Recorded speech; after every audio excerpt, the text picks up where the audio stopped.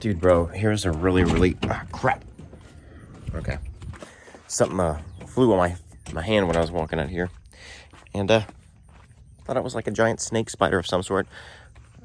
But I had this thought, other than seeing that creepy cat looking at me in the window. But oh, that's new. Okay, but whenever we tend to think about something so long, we give it power. And even though things on the surface seem good, there's still going to be an imprint of just your way of thinking that's going to still be in you unless you actually address the actual problem and the issue, not just the symptoms through, like, I don't know. Well, I say I don't know, but I really do. It's just really getting into it. So sometimes if you have trauma or something like that, there are things that you're not going to want to do that will fix it.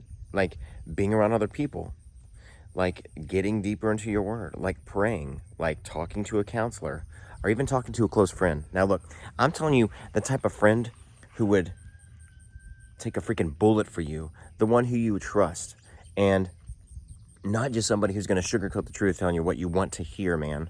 They tell you what they need to tell you, what you need to hear, because our wants are different than our needs, and you know this. But for almost a little over a year, I had a car, and it was sitting right there. And here recently, I finally got rid of it, and I sold it for a killer deal. And then I felt, I don't know, I knew I missed out on quite a bit, but there was so much work that needed to be done to the car. I didn't want to do it, and I literally, I couldn't do it because I don't know jack about cars. I'm not a car guy. But this guy did. And his story really shifted, my perspective, and I wanted to help him out on just selling it to him.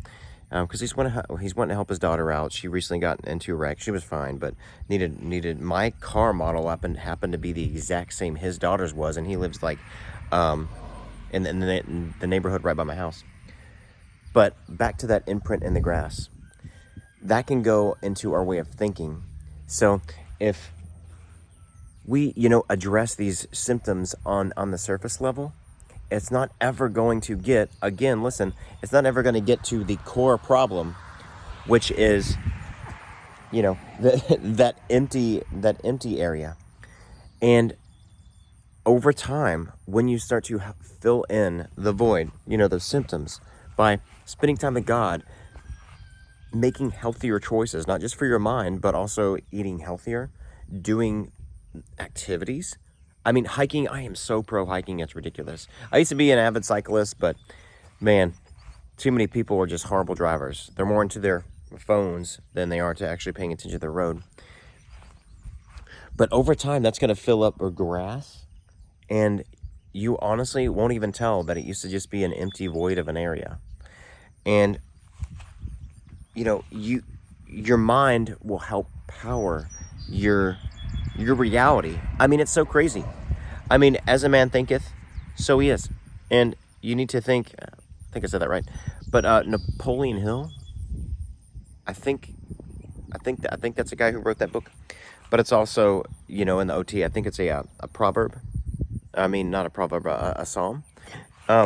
I read it the other day. Now look, there's a lot of verses to memorize, so don't hate on me if I'm just getting that one wrong. You just put it in the comments down below.